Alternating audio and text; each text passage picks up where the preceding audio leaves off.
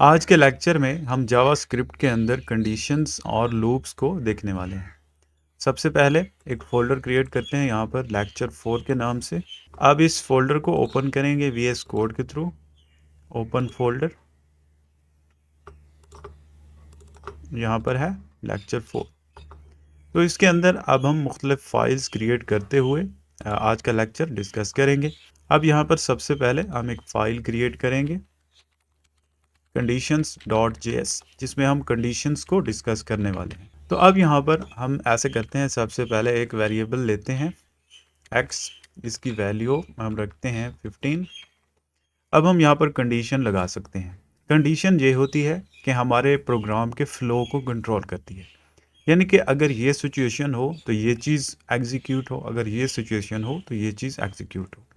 अब हम एक छोटी सी एग्जांपल देखते हैं। यहाँ पर इसको हम देखते हैं एज, ठीक है, एज 20। कोई बंदा है जिसकी एज है 20। अब हम यहाँ कंडीशन लगाएंगे कि अगर एज ग्रेटर देन है या फिर इक्वल टू है 18 के, ठीक है, तो तब वो बंदा हम यहाँ पर प्रिंट करवाएंगे एलिजिबल फॉर वोट, ठीक है, जैसे इलेक्शन होते हैं। अब यहाँ पर एल्स के पार्ट में हम यहाँ पर प्रिंट करेंगे नॉट एलिजिबल। तो ये है कंडीशन।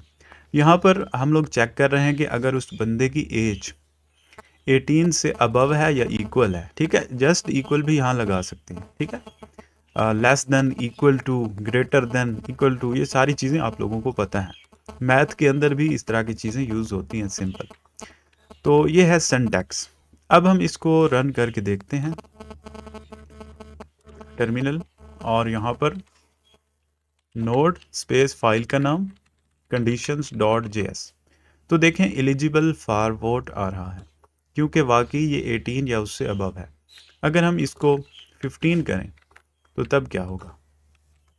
तो अब देखें नॉट एलिजिबल आ रहा है। अच्छा, एक चीज़ आप लोगों ने नोट की होगी कि कोई भी मैं यहाँ पर चेंज करता हूँ, उसके बाद फाइल को सेव करना पड़ता है कंट्रोल S के साथ, तभी वो एग्जीक्यूट होती है। अब हम कुछ ऐसा करते हैं कि हमें बार बार सेव ना करना पड़े, हम जो कुछ लिखें वो ऑटोमेटिकली सेव हो जाए। तो उसके लिए यहाँ फाइल में जाएं और नीचे यहाँ पर है ऑटो सेव, इसको आप चेक कर दें। अब ये ऑन हो चुका है। अब इसको अगर आप चेक करें तो यहाँ ऑटो सेव के ऊपर टिक लग चुका है।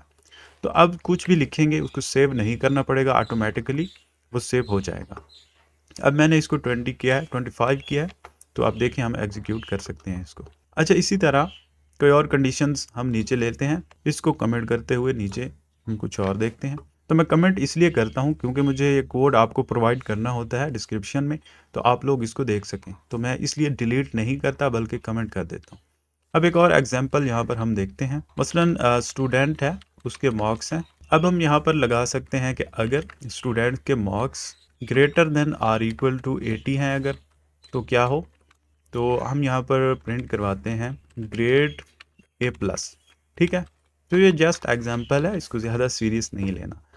अब हम इसके साथ एक और काम कर सकते हैं, एल्स इफ, ठीक है। एल्स इफ में यहाँ और कंडीशन लगा सकते हैं। अगर ग्रेटर देन इक्वल टू 60 हैं, तब हम क्या करें? तब हम प्रिंट करवाएंगे ग्रेड A, ठीक है। उसके बाद एल्स इफ, तो मैं एल्स इफ आपको समझाना चाहता हूँ। एल्स इफ क्या होता है? Marks greater than or equal to 50, तो यहाँ पर हम प्रिंट करवाते हैं ग्रेड B। तो इसी तरह हम चलते जाएंगे यहाँ पर नीचे एल्स में, यहाँ पर करते हैं ग्रेड C। तो ये जस्ट एक एग्जांपल है, कंडीशन की बुनियाद पर हम लोग ये सब कुछ कर रहे हैं। अब मैं अगर करूँ इसको रन तो क्या होगा? ग्रेड B प्रिंट हो रहा है। अब यहाँ पर सबसे पहले ये चेक करेगा कि अगर मार्क्स 80 है या 80 से अबव हैं, तब ये इसको एग्जीक्यूट करेगा। फिर उसके बाद अगर ये कंडीशन ट्रू हो जाती है तो ठीक है, अगर ये ट्रू नहीं होती तो फिर ये इसको चेक करेगा दूसरे वाली को। फिर ये ट्रू हो जाती है तो ये यहीं रुक जाएगा।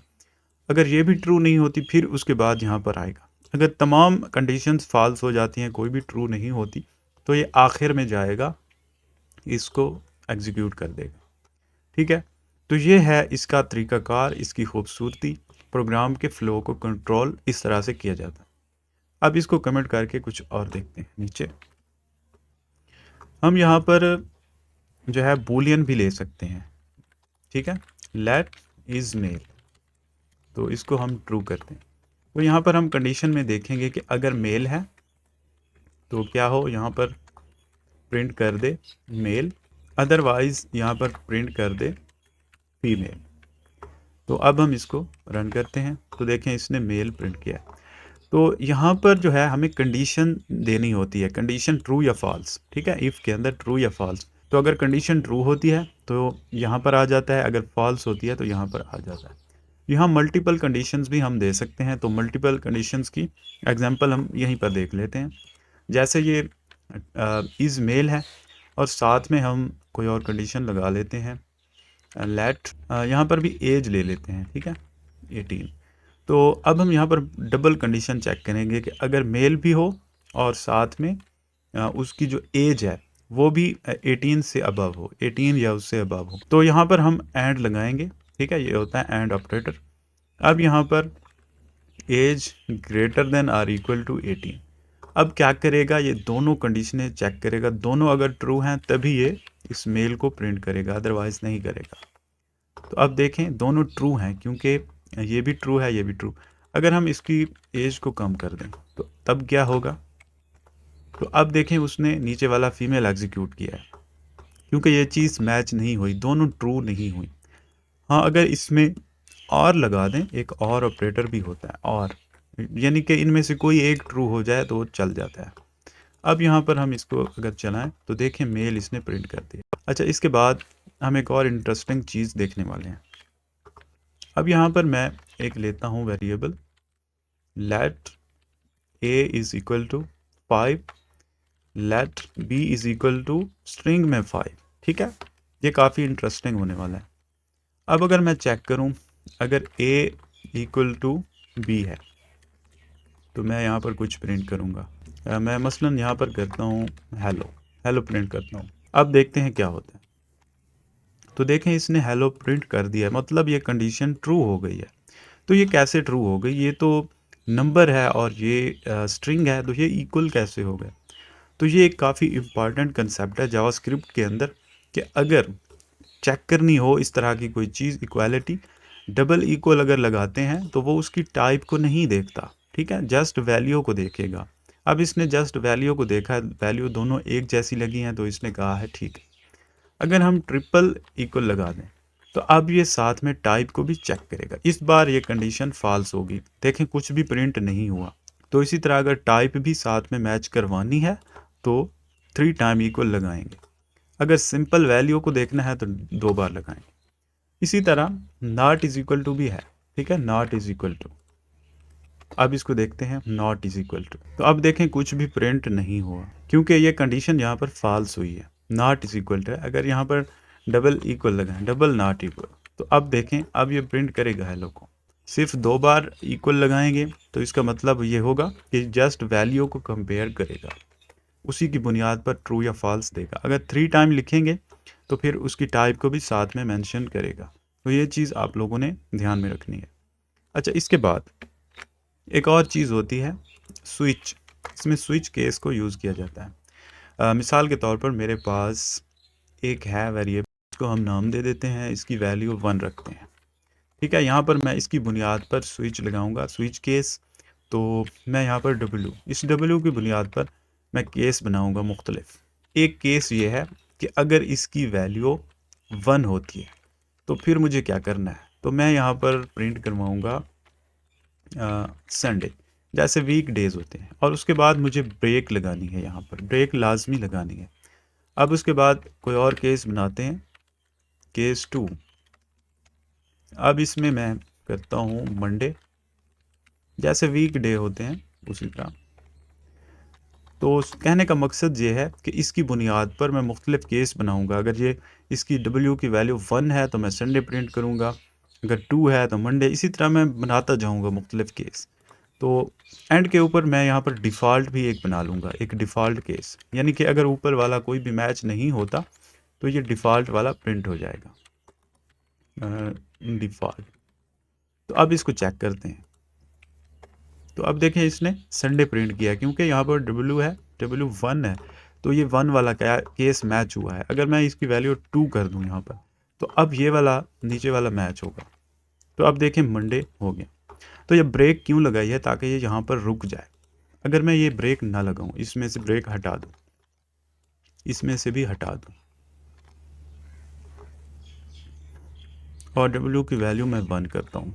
अब मैं करूँ इसको प्रिंट, तो आप देखें इसने सब प्रिंट किए हैं। तो ब्रेक जो है वो इसको रोक देती है, आगे नहीं जाने देती, यानी कि जो भी कंडीशन यहाँ पर हो गई, जो भी केस मैच हो गया बस वही चलेगा, अदर आगे नहीं चलेगा। तो इसलिए ब्रेक लगाना ज़रूरी है। तो ये है स्विच केस, ये भी आप लोगों ने देख लिया। अच्छा, इसके बाद एक और चीज़ देखते हैं। अब यहाँ पर एक और चीज़ देखते हैं, टर्नरी ऑपरेटर यानी इफ़ एल्स की शॉर्ट फॉर्म। यहाँ पर लेते हैं मार्क्स, मिसाल के तौर पर हमारे पास कुछ मार्क्स, हम इनकी बुनियाद पर एक काम करने वाले हैं। यहाँ पर हम लेते हैं एक वेरिएबल रिज़ल्ट, ठीक है। अब हम देखेंगे कि अगर ये marks greater than or equal to 33 हैं तो हम यहाँ पर रिटर्न करवाएंगे पास, अदरवाइज फेल, ठीक है। तो ये है टर्नरी ऑपरेटर की खूबसूरती। अब ये जो रिज़ल्ट हमें मिला है इसको हम प्रिंट कर लेंगे, ठीक है, इस तरह से। तो मैं यहाँ पर करता हूँ, तो देखें इसने पास प्रिंट किया। तो ये है इफ़ एल्स की एक शॉर्ट फॉर्म है, ठीक है। इफ़ एल्स से बचने के लिए अगर आप लोग एक ही लाइन में करना चाहते हैं तो इस तरह कर सकते हैं। यहाँ पर आ जाएगी कंडीशन, ठीक है, उसके बाद क्वेश्चन मार्क, क्वेश्चन मार्क के बाद अगर वो ट्रू है तो ये चीज़ वापस जाएगी यहाँ पर, अदरवाइज जो फॉल्स होगी तो ये चीज़ जाएगी। तो ये एक शॉर्ट फॉर्म हो गई। तो यहाँ तक हमने कंडीशंस को कंप्लीट कर लिया है। अब हम चलते हैं लूप्स की जानिब। तो लूप्स के लिए एक फ़ाइल अलग यहाँ पर बनाते हैं, loops.js। अब इसमें हम लूप्स को देखने वाले हैं। तो लूप्स का क्या काम होता है? मिसाल के तौर पर कोई एक चीज़ है, एक नाम है, उसे मुझे मल्टीपल टाइम प्रिंट करवाना है। तो मैं क्या करूँगा? एक तो तरीका यह है कि मैं बार बार उसको लॉग करता जाऊँ, console.log console.log console.log ऐसे करता जाऊँ, ठीक है। तो ये काफ़ी टाइम लेगा और ये लाइंस भी काफ़ी सारी ले जाएगा। तो लूप्स अगर मैं यूज़ करूँगा तो ये चीज़ मैं सेकंड के अंदर कर लूँगा। यहाँ पर मिसाल के तौर पर मुझे करवाना है लॉग, मेरा नेम है, ठीक है। मैं इस नेम को चाहता हूँ कि मैं 10 बार प्रिंट करवाऊँ। मैं पहले इस फाइल को रन कर लूँ, loops.js, ठीक है। तो एक बार प्रिंट हो गया।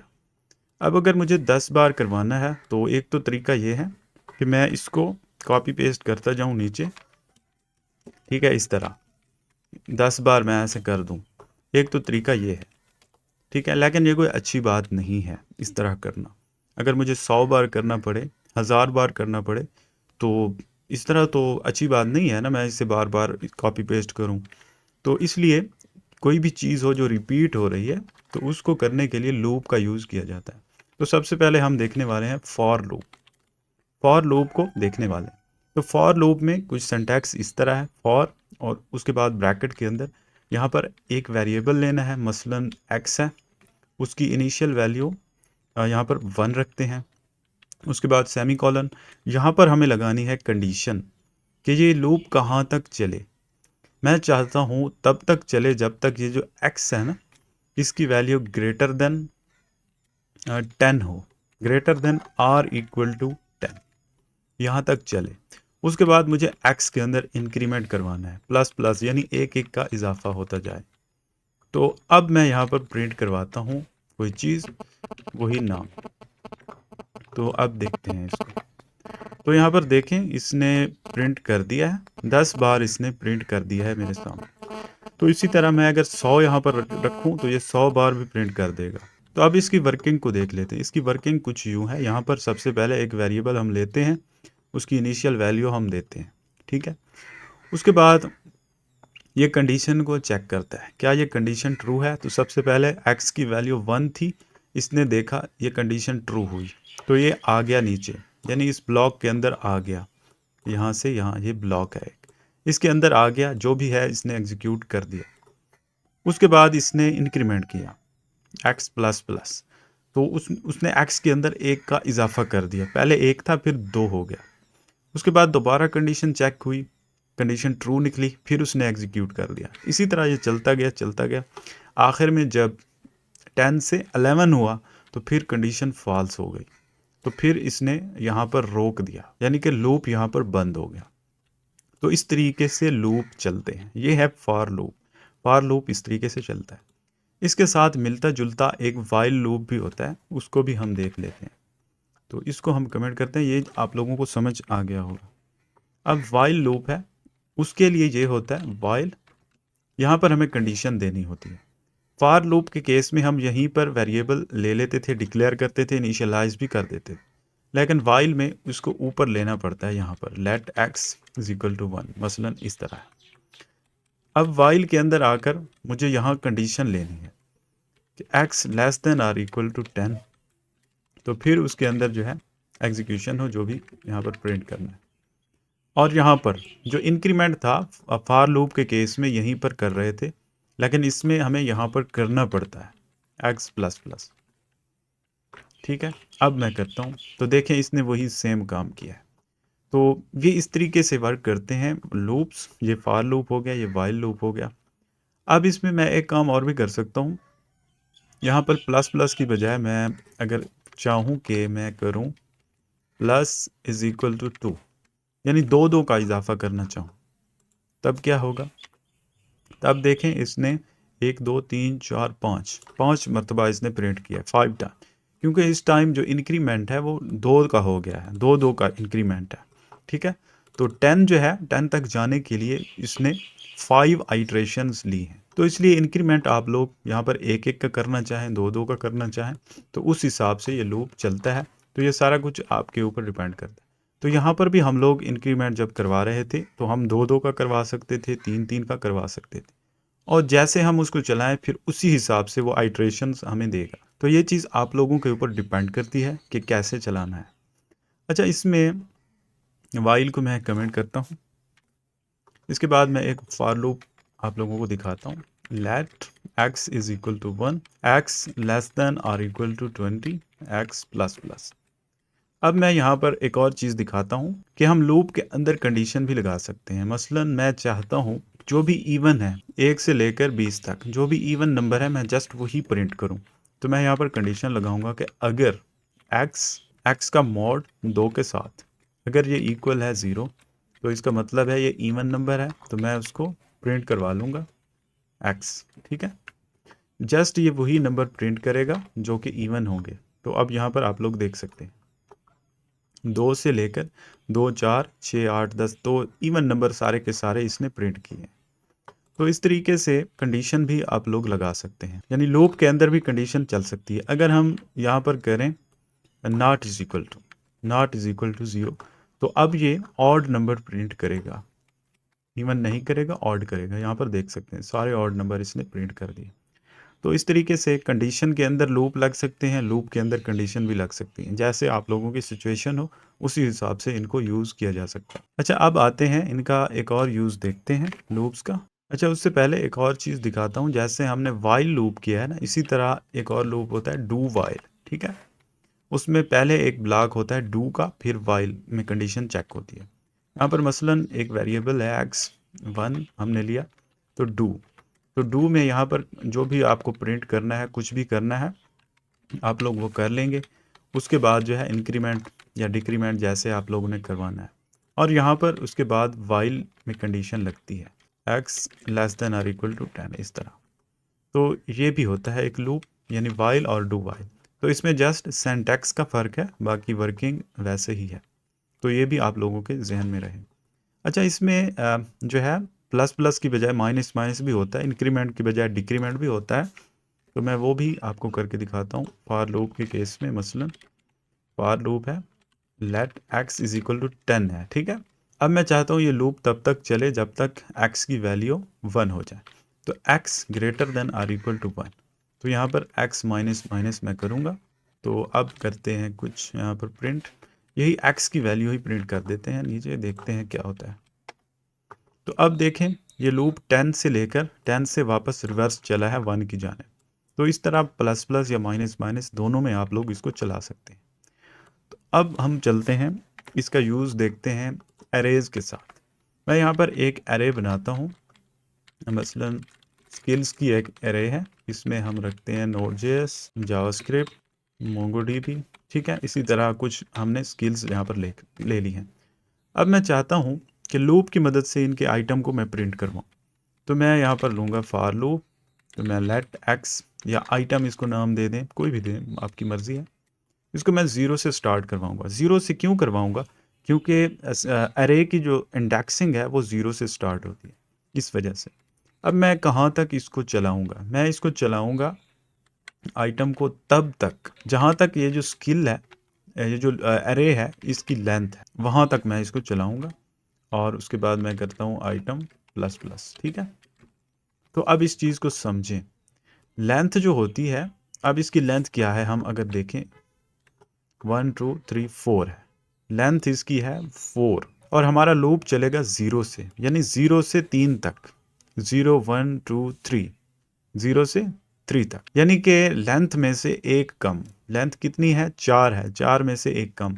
तो इसलिए हमने यहाँ पर जस्ट लेस देन लगाया है, साथ में इक्वल टू नहीं लगाया, ठीक है? इक्वल टू अगर हम लगाते तो वो एक इजाफी चल जाता, ठीक है? इस वजह से अब यहाँ पर जो है हम क्या करेंगे, प्रिंट करवाएंगे स्किल्स, इसमें इंडेक्सिंग जो है उसमें ये आइटम देंगे, ये वाला आइटम, ठीक है? तो अब देखते हैं। तो अब देखें इसने पूरी जो लिस्ट है उसमें से हर आइटम को लेके प्रिंट कर दिया। तो ये एक तरीकाकार है फॉर लूप की मदद से लिस्ट को प्रिंट करना। अच्छा, इसके बाद एक और चीज़ मैं दिखाता हूँ। ये फॉर लूप है, इसका एक और यूज़ है, एक और सिंटैक्स, एक और तरीकाकार फॉर ऑफ लूप होता है एक, ठीक है? फॉर, उसमें इसी तरह लेट एक आइटम लेते हैं, पहले आइटम, इसको इनिशियलाइज नहीं करना, यहाँ पर ऑफ लगाएं और आगे अरे का नाम। तो ये क्या करेगा, उस अरे में से एक एक आइटम निकालेगा और उसे प्रिंट करेगा। तो ये कितना सिंपल हो जाता है, काम वही है। तो वहाँ पर देखें हम लोग थोड़ा लॉजिक लगा रहे थे, थोड़ा कुछ सोच समझ कर रहे थे, लेकिन यहाँ देखें हमें कुछ भी नहीं करना पड़ा। यहाँ पर लेट आइटम ऑफ स्किल्स, तो ये स्किल्स से एक एक आइटम उठा के उसे नीचे प्रिंट करेगा। कितना सिंपल हो गया है ये चीज़। अच्छा, इसमें एक और चीज़ है, जैसे हम लेट आइटम ऑफ लगा रहे हैं, अगर ऑफ की जगह इन लगा दें तो वो भी मैं आपको नीचे दिखाता हूँ। इसको मैं कमेंट करके, थोड़ा सा डिफरेंस है, लेट आइटम इन स्किल्स, तो ये भी काम करता है, लेकिन इसमें क्या चीज़ प्रिंट होगी मैं दिखाता हूँ। ये जो आइटम है इसमें क्या चीज़ आएगी, अभी देखना आप लोग। तो यहाँ पर देखें इसने इंडेक्स लिए हैं, तो बाज़ औक़ात कुछ लोग मिस्टेक कर जाते हैं, यहाँ पर फॉर लूप लगाते हैं लेट और यहाँ पर इन लगा देते हैं। तो इन क्या करता है, वो इंडेक्स देगा, इसमें से स्किल्स में से इंडेक्स निकाल के लाएगा, और जो ऑफ है वो एक्चुअल आइटम निकाल के लाएगा। तो ये आप लोगों ने ध्यान रखना है, जहाँ पर जैसा आप लोगों को चाहिए वैसा यूज़ करें। अब हम एक और चीज़ देखते हैं, ये जो स्किल्स है इसको एक और तरीके से हम लेते हैं, फॉर ईच लूप। एक होता है फॉर ईच लूप, वो कैसे चलता है, स्किल्स डॉट फॉर ईच। अब इसके अंदर हमें आइटम इस तरह मिलता है, आइटम यानी एक एरो फंक्शन मिलता है हमें, एक एरो फंक्शन, उसमें एक पैरामीटर मिलता है जिसमें आइटम होता है, यानी एक एक आइटम हमें उठा के देता है। अब इसको हम प्रिंट करवाते हैं यहाँ पर, तो देखें एक एक आइटम यहाँ पर हमें मिलता है। अच्छा, आइटम के साथ उसका इंडेक्स चाहिए हो तो यहाँ पर इंडेक्स भी आप ले सकते हैं। मज़े की बात ये भी है, तो यहाँ पर प्रिंट करवाते हुए आगे हम इंडेक्स को भी प्रिंट कर देते हैं। अभी देखना, तो सॉरी यहाँ पर थोड़ी मिस्टेक थी। हाँ अब ठीक है, अब करते हैं इसको रन। तो अब देखें, अगर जस्ट आइटम चाहिए हो तो यहाँ पर आइटम लिखें, अगर इंडेक्स भी चाहिए तो इंडेक्स भी यहाँ पर लिख सकते हैं आप लोग। एक और चीज़ यहाँ पर देखें, ब्रैकेट के अंदर ये दोनों चीज़ें लिखी हैं। अगर आप लोगों को जस्ट आइटम चाहिए हो तो यहाँ पर जस्ट आइटम लिखें और साथ में आपको ब्रैकेट्स की भी ज़रूरत नहीं पड़ेगी। तो दोनों तरीके हैं, आप लोगों को जो ठीक लगे।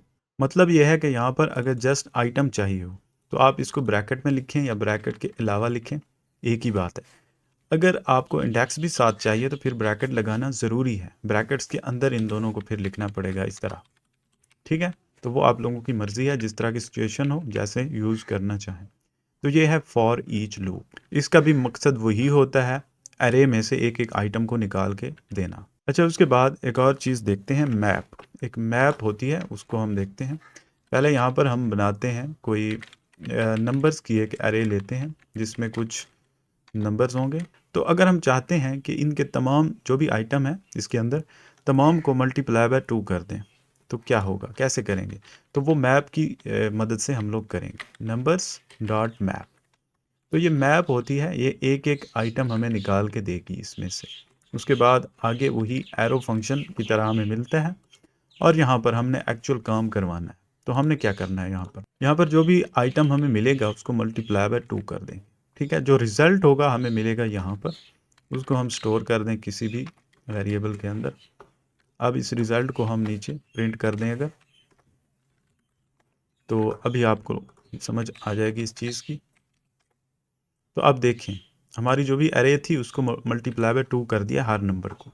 तो मैप का ये काम होता है। यहाँ पर तो हमने मल्टीप्लाई किया, आप लोग कुछ भी कर सकते हैं, प्लस करवाना चाहें, कोई भी ऐसा काम आप करवाना चाहते हैं, यानी कि एक अरे है उसके अंदर कोई मॉडिफिकेशन करनी है, कोई भी इस तरह का काम करना है, तो मैप की मदद से करें। तो मैप की मदद से उसका एक एक आइटम आप लोग निकालें और उसके साथ जो काम करना है, जो मॉडिफिकेशन करनी है वो आप कर सकते हैं। अच्छा, इसके साथ एक और होता है, वो चीज़ मैं दिखाता हूँ, फ़िल्टर होता है मैप के बाद, फ़िल्टर, नंबर्स डॉट फ़िल्टर।